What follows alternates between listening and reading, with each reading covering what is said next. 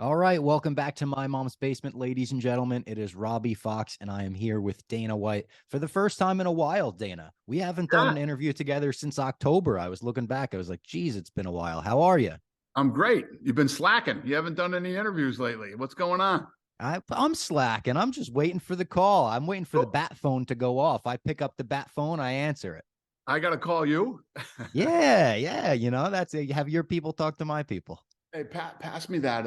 Yeah. So this was the T-shirt that you brought to me, right? I turned Yeah, it into a pillow, and it's back here in my green room at the Apex. pretty good pillow. My favorite pillow. I love that pillow. So we're here to talk about power slap today, something we've never talked about together. How is it being in the power slap business right now? It's been pretty good, actually. We're going into our sixth episode here. And I mean, the numbers have been off the charts for us. Over 1 billion views on social media. I mean, on Instagram alone, it's doing 38.5 million views a week. And on TikTok alone, we're at almost 1 billion. And Rumble had the international rights for it, and those numbers are up around 10 million views. So this thing works. I was at the first press conference for this Radio City Music Hall, and you spoke about getting into it because you saw the big numbers for slap fighting on social media. Where is power slap compared to where you thought it would be at this point? No, that's a great point. So what I told you guys is I started to take a deep dive into this thing and started looking at it, and I was like, holy shit, this thing has 350 million views on YouTube. What would happen if you did it the right way and you did this, and you did that? Well, the answer is over 1 billion. That's the answer. Did what I did, and now the thing is over 1 billion views and basically 5 episodes. And yeah, we got something real. We got something good here. So I'm excited about it. And I'll break some news with you real soon. Okay, very very interesting. I'll stay tuned for that. The other thing is too that these guys love to shit on the ratings that we're doing on TBS, but the thing that you have to realize is TV isn't what TV was when we were doing The Ultimate Fighter. You know what I mean? TV is not where the younger demographic is. A lot of people aren't watching TV like most of these kids don't even have cable or direct TV anymore. But even if you look at it, there was one night that we went head to head with the NBA. And that game was when Kyrie first moved over to Dallas and played for Dallas that night against the Clippers.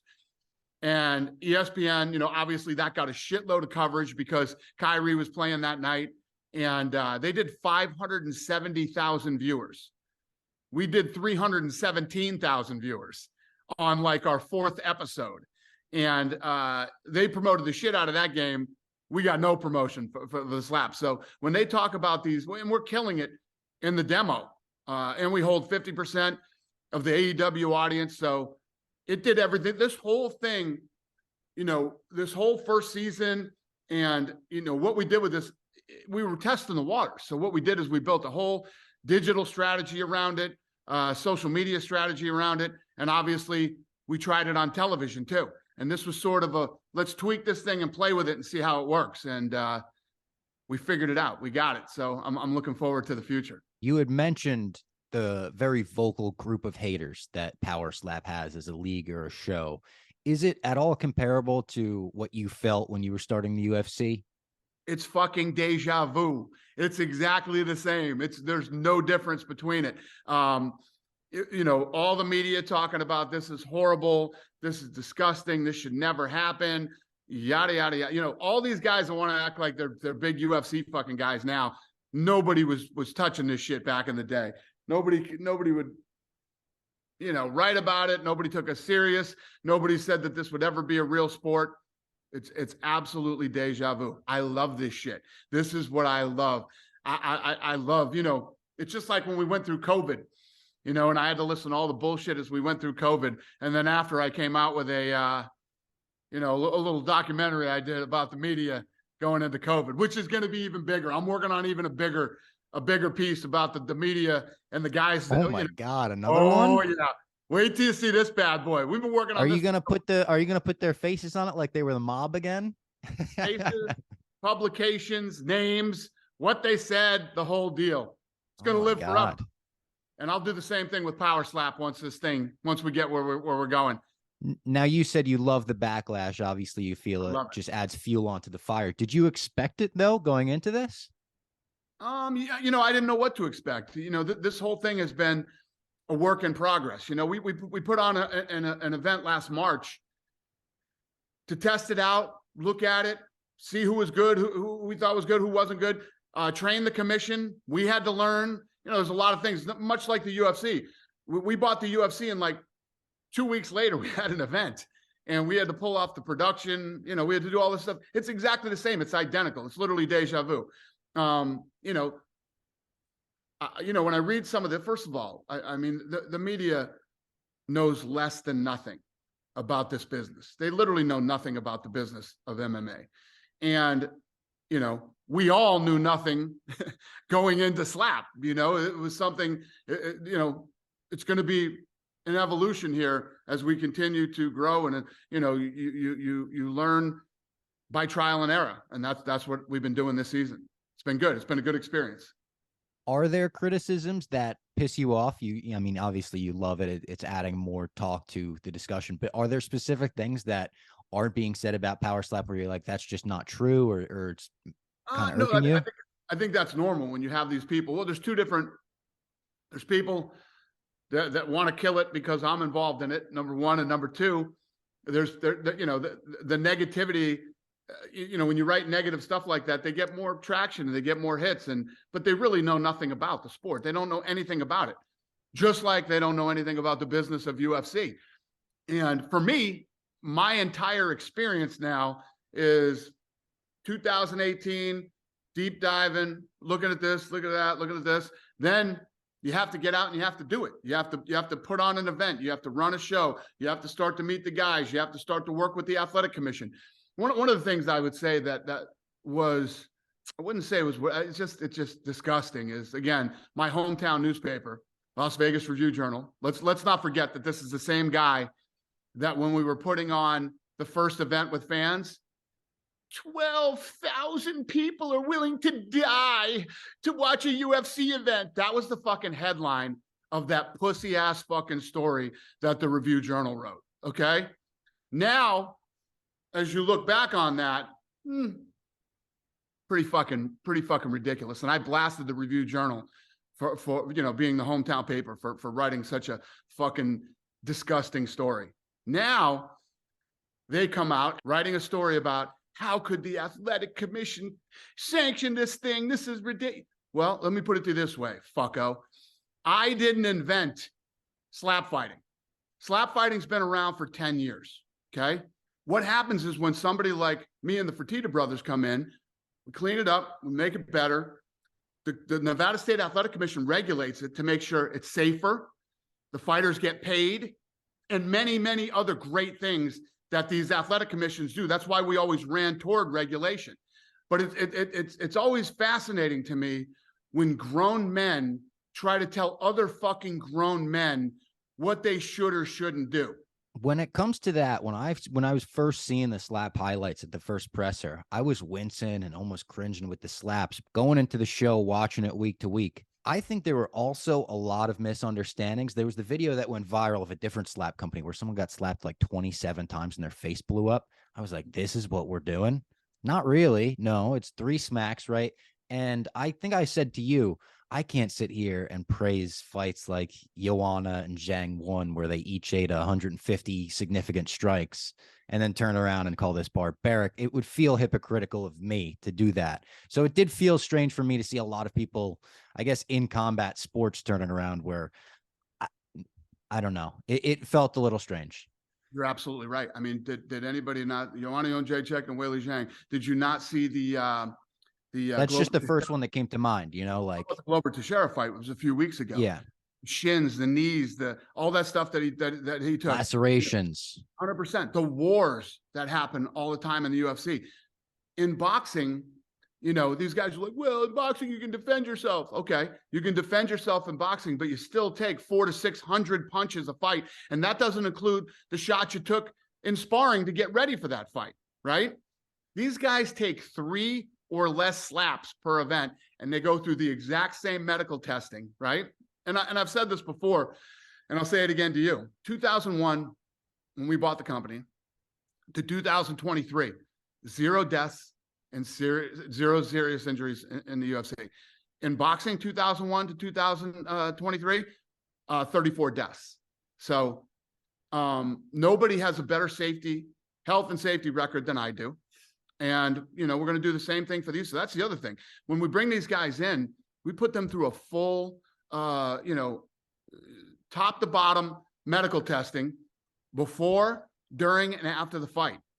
When you do that and you actually spend that money, it takes a lot of the, you can control the health and safety aspect of it better than these guys right now. Like Adam Hill, who thinks that this shouldn't be regulated by athletic commissions. These guys were fighting in like bars and basements and shit. Yeah. No medical testing whatsoever, and some of them were doing it for no money. And another big misconception for all the guys out there that were talking shit about the money. This isn't a UFC thing. This is me and the Fertitta brothers, right? So we funded this thing the first season, just like we did the first season of The Ultimate Fighter. We put up the money, and it was fucking $10 million. Wow. Same as fucking tough. And, and here we are. Here we are today. When it comes to the actual workload at the first presser, someone asked about adding this to your already busy schedule. And I remember your quote, you were like, I don't know, I'm just demented. That's what you said about it. Is it a crazy workload now on top of the UFC stuff? Has your schedule changed a lot?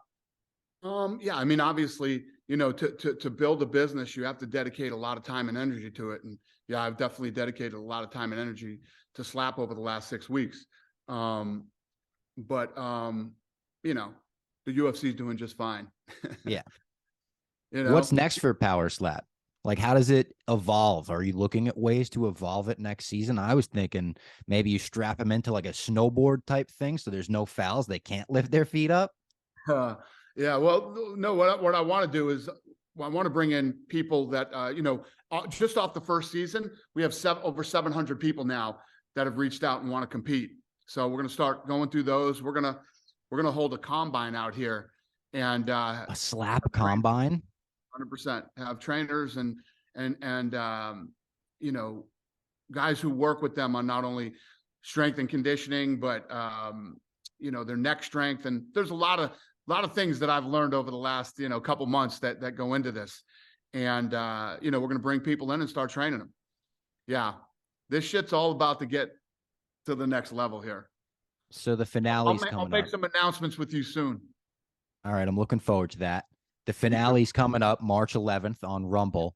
Are there going to be UFC commentators and crew for this? A different crew for it? Well, Bisping's one of the commentators for Sweet. it. Yeah. And it's a completely different crew other than Bisping. Yeah. Okay, cool. I'm looking forward to that. Now I have a couple Ultimate Fighter / UFC questions I'd like to ask you. You're doing the Ultimate Fighter right now with my boy Connor. Just how's that going in general? It's going good. Yeah. We just had the first fights last Friday. Yeah, it's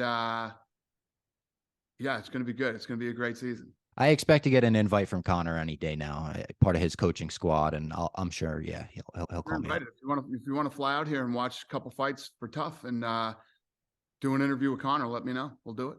Make it happen. I'll let you know right now. I'd like to make that happen. Done. Lene will talk to you after this interview, and she'll get it done for you. Let's make that happen. Done. We've seen a lot of different versions of Connor over the years, different ways that he's went into fights, respectful, more get into the mind of his opponent. How would you describe 2023 Conor McGregor? Well, I think the thing is that I think him and Chandler respect each other. Chandler was here last night for the fight at the Apex, and he had nothing but good things to say about Conor and this experience. You know what I mean? But when you think about Conor and Chandler, they're both a couple of guys that no matter if they respect each other, they like each other, they hate each other, that when they step in there and they fight, that fight is going to be just absolute pure violence. And that's why fans want to see this fight so bad.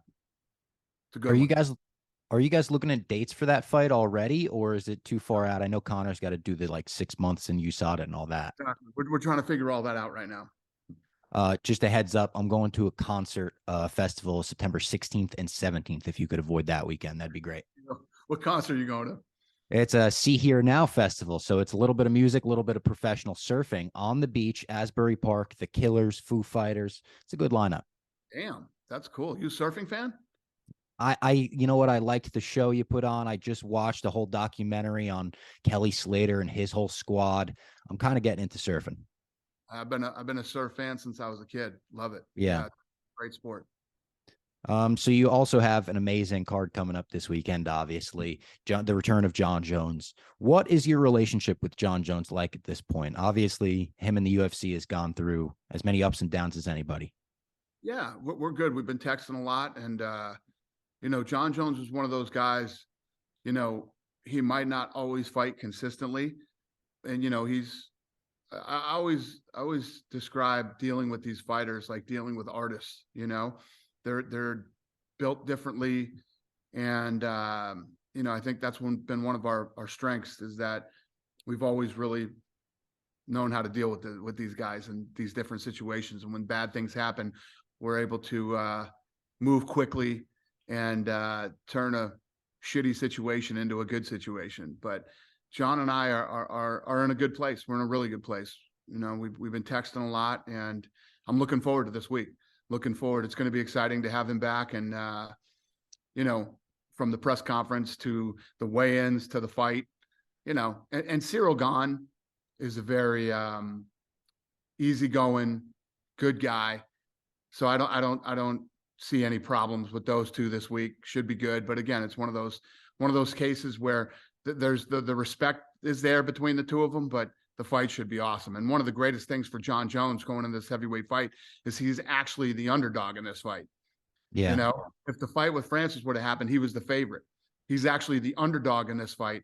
So winning this fight, if he can pull it off, it's even bigger for him and his legacy. It'd be absolutely insane. I don't think they'll get into it pre-fight, but I just watched the countdown today. Jones pronounces his first name Serial. He just calls him Serial all the time, and I could see that pissing Gone off. You don't want to be called Serial all the time. Oh, that's fucking funny. What did you make of Gone's comments? I don't know if you saw them recently, where he said he gets lazy in between his fights. He doesn't like to train. Who said that, Jon? No, Cyril Gane. Oh, Gane. Yeah. That might not be a good idea. I was shocked by that. Yeah, I couldn't believe that. I think his coach came out though and kind of clarified. He was like, no, he trains, but I don't know. It was just an interesting thing to say. Maybe that's a little mental warfare. Maybe it is. Maybe, yeah, he's just trying to get him prepared like that. Valentina Shevchenko in the co-main event will take on Alexa Grasso. It's a great fight, and that division is kind of heating up right now. Talia Santos took Valentina to her limit in the last fight, and Erin Blanchfield just put on a crazy performance with Andrade. Do you want to rebook that Santos Blanchfield fight to see who the next number one contender is from here? I agree with you. No, she doesn't want to come to America right now, so we're in a weird spot with her. We'll see how that whole thing plays out, but should Valentina beat Grasso, Blanchfield makes a lot of sense, actually. She looked fucking unbelievable, badass. And I was describing last night at the press conference how, many fighters over the last 22 years that I've dealt with, when you're getting your first ever main event, that's nerve-wracking as it is, right? Then your opponent gets pulled out a week before the fight. And then, you've been training for that style and getting ready for this opponent. Then we throw somebody like Andrade in there. And that has to be a total mind fuck. But you saw the way she walked into the Apex that night, like a savage, like a killer. She went right at Andrade. She tasted her power and still kept coming forward and mixing it up with her. That was as gangster of a performance as I've ever seen. It was crazy. She looked very competitive, great on the feet. And then as soon as she took her down, it was so dominant. It was like easy for her, which against someone like Andrade is insane. Like you said, former champ. 100%. And the whole mental aspect of her game was very impressive. Yeah. Something that I thought was interesting, the UFC recently signed Bella Mir as the first ever NIL ambassador for the company. Bo Nickel is on this card. He's got a crop of Penn State fighters. We just spoke to him this week that he thinks can make the jump to MMA. Is this going to be something we see more of out of the UFC, signing more college athletes? Yeah, I think so. Obviously, Bellamere went to Gorman, where Lorenzo and I went, and I started to talk to her parents a few years ago and started to look at the things that she was doing. Then I met her, and her and I, have a relationship now, and she's a fucking amazing kid, man. I've never seen anybody wired the way that she is, and so focused and so driven. She is a really, really fucking good kid, a really good kid. And I expect big things from her in the future. So it's actually an honor to be able to do this with her. It's and yes, I mean, the answer is yes to your question. We will definitely start looking at other athletes to possibly sponsor. Would you even look into doing something like, obviously Bo Nichols put in like an American top team in Penn State? Would you look into putting UFC gyms in colleges?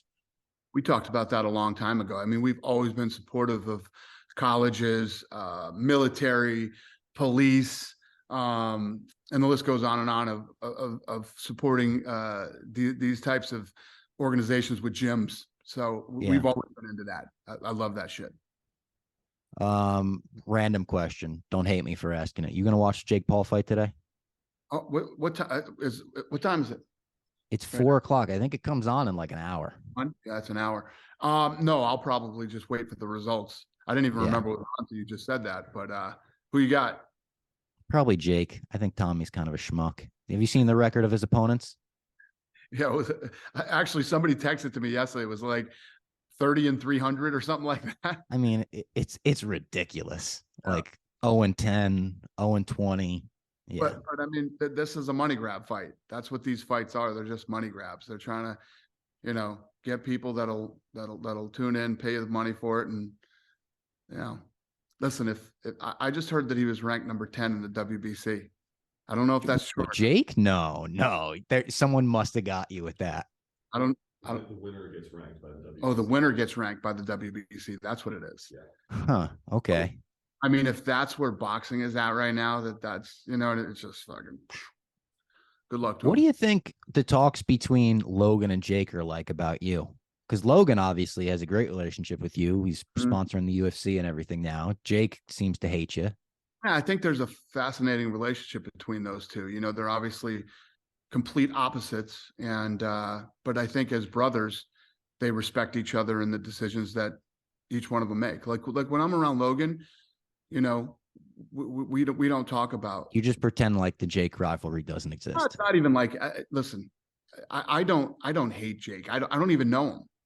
I really don't even know. Have you ever met him? Have you ever met him face to face or no? The first time I ever met him, I took my son to the first boxing match. I want to say it was Wilder and Fury. I think that was the fight we went to.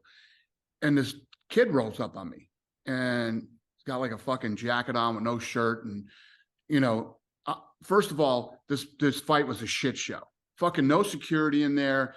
Somebody was sitting in my fucking seats. Name everything that could go wrong when you go to an event. And that's what happened when we were going. The fight's getting ready to get going. They're ready to walk. Some fucking guys are sitting in my seats, and there's nobody. There's no ushers. There's no security. It was the fucking worst event that I've ever been to in my life. And I'm trying to get these fucking guys out of my seats and figure all this stuff. He rolls up to me the first time. I didn't even know who he was. I didn't know who he was or anything. And he's a total fucking wise ass, right? And so I'm trying to talk to the guy, and he's being a total fucking wise ass. And I'm like, listen, man, I'm fucking trying to get my seat situated here. He's like, okay, you go on and keep being famous or some shit like that. I'm like, who the fuck is this guy? My son told me who he was, right? That was the first time I ever met him. So that was our first ever interaction, which, wasn't a good one. But no, I don't know him. We've never, ever had a conversation. That was the only conversation he and I have ever had. So I don't really know the guy, but Logan and I have. And obviously, I don't hate the guy. The Warlock, his manager, I'm not a big fan of, but Yeah. you know, I have no problems with this kid. Listen, if those guys can go out and get people to buy the fights and they can make some money, good for them. They're doing their fucking thing. And you know what? If there's enough people out there that want to buy their fights, and you know, they're out there doing their thing. Their thing isn't my thing. It's not what I'm into and what I do. But if they can make money doing that, good for them. It was interesting seeing the ads for it during UFC last night. I was like, wow, this feels like pigs are flying. Hell is frozen over. Brendan Fitzgerald is doing ad reads for, hey, check out Jake Paul's fight tomorrow. It's like, woo. ESPN can do whatever they want to do. You know what I Yeah. mean? That's an ESPN move. Let me tell you what. If Espinoza, Yeah, the Weasel. the guy, the Weasel, if the Weasel would let him go after investing the money that he did in his earlier fights, that tells you something. Yeah. There's no fucking way that guy would let him go if he was able to make money with him. All right, just a couple left. This one's a real serious one. In your prime, could you beat Tito Ortiz in a slap fight? That's a good one. No, probably not. I would prefer to box him. maybe if you won the coin toss, though. That first coin toss is fucking huge. I would prefer to box Tito. Can I say this about the slap fights? I want to see more of the coin tosses because those are huge. What we're working on right now. Okay, good. There's going to be a whole going into the finale. There's going to be a lot of emphasis on the coin toss. Good. This fight that's coming up with Vern and AJ. It's funny because when you build this type of competition to get to a finale, the best always rise to the top. You could not have a better fucking slap fight than AJ versus Vern going into this finale. It's fucking mind blowing. And yeah. By the way, was it a crazy effort to keep this thing secret in the months that you were doing it and we didn't know about it? Because I feel like I didn't hear a word about it. Yeah, no. It was, we did the first fight that we did in March to figure out, how we would, first of all, when we did the first one in March, I'm looking at the lighting, the walks, the canvas and how we would lay it out and all that stuff. So that was how it all began. Then after we did that one, we started working on the production for it. And then once, obviously doing the show was great for us. And not only us learning a lot about it, but the commission. And then we're actually going to have an event 2 days before the finale. We're doing another event 2 days before the finale to get our shit dialed in and together to make sure that we pull the live off as best we can. Can people go to that, or is that like closed off? Private event. I'll be closed. Closed. Can they go to the finale though? We're doing what are we doing at 10 fights on that one, or 13 fights or something? 10? Yeah, 10 fights 2 days before the actual finale. Have you reached the point where you stopped wincing every time you watch a hit, or are you still like, holy fuck? Tell you what you gotta do, Robbie. When you come to one of these things live and you hear how loud these fucking slaps are. I saw some stuff online where people thought we were putting in fake noises for the fucking slaps. We do not. It sounds like cartoon smacks. They really do. It's insane what it sounds like in the arena. That's why I said it's also rewired my brain in that I watch some of these guys. They're not always the biggest, like muscly dudes, right? So now I'm thinking, if I ever need to in a bar fight, maybe I don't throw a punch. Maybe I just throw a fucking dialed in smack and sleep somebody. You know what I'm saying? I know what you're saying. If you look at this kid, Chris Thomas. Yes. He knocks everybody out. And if you saw Chris Thomas out in the street, you would never expect it. No, but he'll smack your head into another fucking dimension. Yes. It's crazy shit. It is truly, you can't look away from it. And what I get wrapped into is the house stuff. When you go back to the house, you watch the antics. It's just like the Ultimate Fighter. It unravels into chaos every season, and it creates stuff as entertaining as the fights. The one kid saying, like, I got into this because my girlfriend cheated on me, and then I liked this other girl, and she left me too. So now I'm here slapping. I couldn't stop laughing. Yeah, no, it's true, man. And, if you think of all the television shows that Craig Peligian has done in his lifetime, Peligian said that the episode that's coming up this week, episode 7, is the best television show he's seen in 2 years. Holy shit. Wow. Episode 7. Watch out, The Last of Us. Yeah. Well, that was episode 7 this week. that was the great thing about this season too, the thing that we knew that we had in our pocket is that every episode got better and better and better. So the last episode, episode 7, is fucking awesome. And it's very structured and edited well. You know, like every episode seems to move along. You don't get bored because you watch a fucking smack and you're like, holy shit, I'm awake again, you know? So true. It's so I true. love it. It's a 1-2 punch. It's Tony Khan into Dana White on Wednesdays. You got it. Exactly. And he's been great. He's been great to us. He's a good dude and we appreciate him. All right, there you have it, ladies and gentlemen. Dana White's Power Slap. The finale going down March 11th, only on Rumble, so check it out there. And some potential big news in the works, so stay tuned for that as well. Always a pleasure, my brother. Reach out to Lene if you want to seriously come out and do the Ultimate Fighter. I will. Watch a couple fights and then do an interview with Connor. I would love to do that. Me and Dave are going to Disneyland in a couple of days, and then maybe after that I'll come out. That would be a hell of a 1-2 punch. Disney and then some violent fights. Sounds good. You guys are walking right into some shitty fucking weather in California. Let me tell you. No. Disney World, I meant. Oh, World. There you go. Orlando. So that'll be even better. Probably Yeah. safe then. All right. All right.